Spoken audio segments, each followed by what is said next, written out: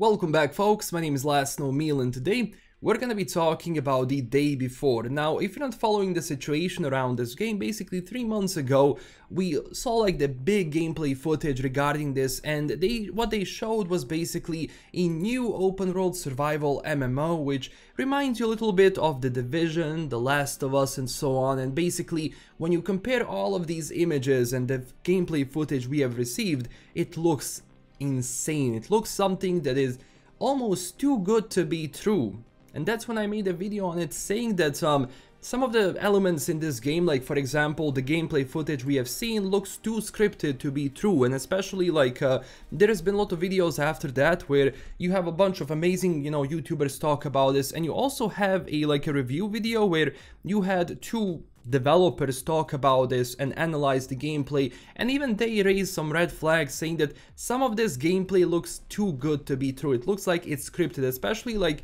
this scene where another person walks in. A lot of people assumed it was basically AI, which also could be true, because think about it, when you're entering a new area within the video game, let's say you're trying to see if there's any enemies in that area, you're not going to enter and just keep moving forward. You're going to go like this, you're going to go like this, you're going to be a lot more, how would I say, energetic than an NPC, which is going to follow a straight path or react to certain elements like seeing the player, shooting at the player, reacting to different sounds and everything, because this game, it seems, does have stealth. Yeah.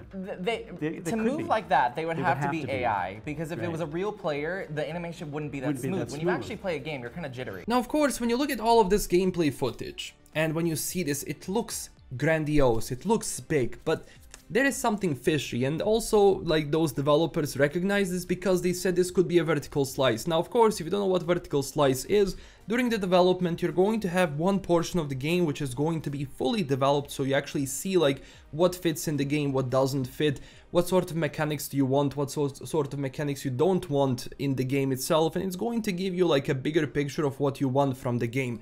Of course, vertical slice means that you're going to take just a part of the game which is fully developed at that time, and you're not going to focus on the rest of the game, which might not even exist at this point. But it's normal in game development, you have these vertical slices, but whenever you have a vertical slice be shown as potentially gameplay footage or a trailer promoting the game, you're going to say, alright, you have this area which is cool, but what about everything else? Is everything else going to be as detailed as this one, or is this going to be just another scam? And also, the day before became the most wishlisted game on Steam. I don't know if it's right now the most wishlisted game on Steam, but at one point it most definitely was, which just shows you how much people think this is going to actually come out and look like this. But then, after I made the video, and I think a month after that, we got some news regarding Fantastic, the developer of the day before. Basically, what was happening is that people learned that in their company they value the culture of volunteering. Yes, the infamous volunteering, where basically this is a mumbo-jumbo jargon that companies are going to use so they can, utilize people in a way where they don't get full benefits, or they don't get the full pay, or you can overwork them and not pay them enough money for actually doing those extra hours. Now, of course, we don't have the insight into financials, so I don't know if this is the same thing in Fantastic as well, but let me show you what I mean by this. So after that backlash happened and people were basically saying like, okay, you don't even pay people to develop this game, and this is right now the most wishlisted game on Steam. This game you're making is going to be huge, yet your company does not look like it's capable or doesn't have enough manpower or whatever to release a game of this size and actually make it good and make it as detailed as you want. And then these guys release a video, and I'm not going to play the full video, but you can see it for yourself because I'm going to leave a link down below. But basically, this is what it says. This is what they start their video from the drama, and this is how they face backlash. Essentially, the word volunteer comes from the Latin word voluntarius, which means willing or of one's own choice. Whenever you start an apology video, essentially, not even an apology video, just a video from a serious company which is now developing this title as this, I mean, how do you want people to see it? You're going to see this and you think you're going to be scamming people again. And now they proceed to say this: Whatever you do in your life, you only have two choices. Do it willingly or unwillingly. Oh boy. If you help a stranger carry heavy boxes into their house willingly, you enjoy it. But yet, this stranger is not going to benefit and reap the rewards of people paying for the game and actually playing it, because you're going to get the money from it, aren't you? And then all of the people who volunteered for your game, are they going to be paid in the end? Or are they just going to get their valuable experience? I hate this so much. If you carry those heavy boxes unwillingly, every moment is going to be like this, which I cannot say on YouTube, or my video is going to get demonetized. Yeah. So volunteering means that you bring certain pleasantness to every action you take. Pleasantness. Hello, you're developing a video game. What sort of pleasantness? Like what? You want what? What? Volunteering at Fantastic means that a person works willingly for a common cause. Getting our pockets much, huh?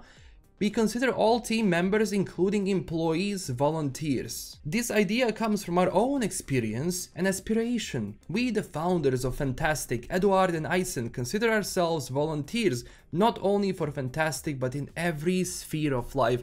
How inspiring, how good, but it still didn't tackle the question at hand. You just basically deflected what people were asking and just basically proved to people that you don't consider this seriously. And I like how they put this in YouTube Kids. I mean, every time you upload a video, YouTube is going to ask you if this video is for kids or not. You can even say your entire channel is not made for kids, but then you have to select it. And I mean, of course, this was a misclick, but another red flag is when you disable your likes and dislikes. Here, have another one. And comments are turned off. I mean, come on now. I mean, what is this? Now let me give you a little bit of an insight into Fantastic and what they were developing so far and why we are having these red flags. So first off, in 2015, Fantastic was founded by brothers Eduard and Eisen, who you saw in the video, who dreamed of creating a global organization that would work on world-class games. They rented a small room in a student incubator in Yakutsk, the coldest city in the world, that's in Russia, and started working on their first game called The Wild 8. Now keep in mind, The Wild 8 was also on Kickstarter, where they asked for $50,000 to develop this. And this was a plot-driven survival co-op game for Xbox One, PlayStation 4 and PC. And basically they had 1,257 backers and they got almost 60K, which basically gave them enough money so they can develop this. Now, of course, this game did come out and it's right now on Steam. It cost 25 euros to buy this thing, and right now when it comes to recent reviews and all reviews, it's mixed and mostly positive. So the Steam DB rating is 69% when it comes to like dislike scenario. And the first review from basically July 17th was the game is too buggy, gave up on it. Almost every quest has a bug. You lose materials when upgrading shelter and workshop because of a bug. It's just a frustrating after a while off to the next game. Just like every other comment the devs left, the game could have been good. Okay. And of course, there's a lot of positive reviews, like in co-op mode is so fun, not easy but fun. Very decent game for the price. There is variety, you can always play. There is no specific way you can go. You can just explore and level up or stick to the story. Both are enjoyable. So generally when it comes to this game, it's there. I mean, they developed it and it wasn't really the best, you know, it didn't really have a lot of people playing it, and right now these are basically the numbers on Steam itself. And right now it has 32 players in the game itself. It's funny that they requested $50,000 to make this. I mean, you could have volunteered. I mean, why do you need $50,000? You could have volunteered for the title. I mean, what's wrong? And in 2017, basically the game was launched on Steam, as I said. So in 2018, they made a Radiant one and they released it on the App Store, and I did actually find it. So it's free on App Store, if I'm not wrong. I think, I don't know, I'm not using Apple products, so I guess this is free on Apple. And they also do have it on Steam, and you can buy it for €2.39, or well, your region equivalent. And this is mostly positive. It has a 72% rating right now, and yeah, you can have a lot of good and positive reviews you can check out for yourself. But yeah, this game was released on Steam and it does cost money. And of course in 2020 they switched to full remote work and all of that, where they started developing the game. And also in January 2021, the AAA game still in development was announced as The Day Before. The Day Before became one of the most anticipated video games in the world, which they're not lying, it actually was one of the most anticipated games, and you can see it by the number of views it got and everything else. And also in December 2021 they launched Prop Night, which is by their words another Steam bestseller game. And Prop Night right now has 226 players on Steam. And all of these games, all of these smaller titles now brought you basically The Day Before, an open world survival MMO. And game of this size, when you think about it, is huge, is insane to make. And now you're going to tell me you're using volunteers. Obviously, as they said, you're not using volunteers for, you know, full development work rather than localization and all of that, which is smaller. But still, if you're going to localize all of this for a game of this size, and you're telling me people are volunteering from it, even people who work full-time are considered volunteers.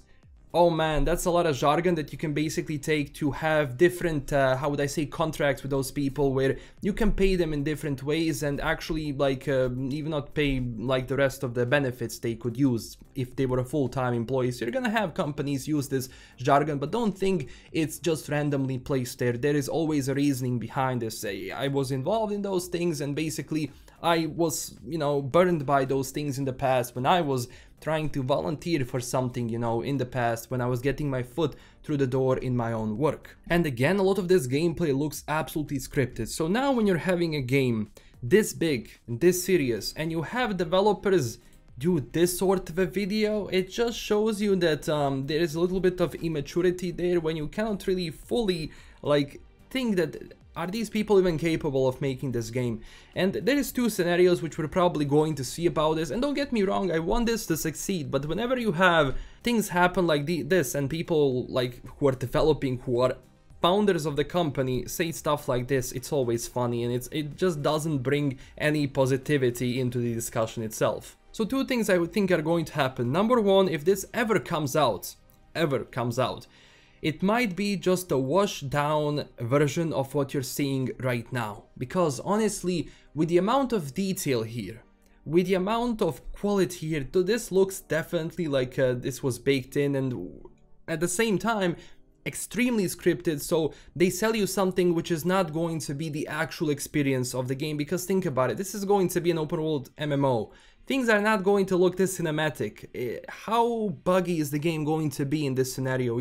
It's difficult to make an open world MMO game. It requires a huge budget and a lot of people, especially if you're gonna be going for this size. And the second option is that this might never come out. It might be cancelled or whatever. Now, I think the option number one is more likely, that I think we're gonna be getting this game, but at the same time, I do not expect it to be as closely as good as this. And also keep in mind, being this popular, they would need to have top tier servers in order to have a smooth release. Now, of course, no MMO can have a smooth release, but a company of their size, especially filled with volunteers who are volunteering to fill their pockets.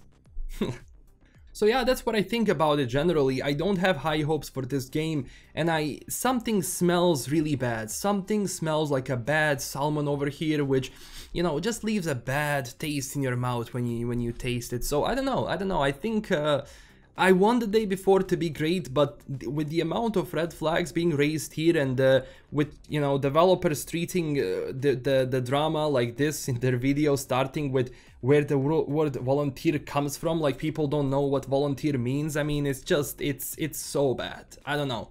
But that's just what I think about this. So thank you for watching. Don't forget to smash that like and subscribe button. Tell me down below what do you think about all of this, and also check us out on Twitter and Discord. I do have a Patreon page. If you want to support the channel in an extra way, you can do it that way. And huge thanks to my current Patreon supporters. This is LKM signing out. Stay classy everyone, and bye bye.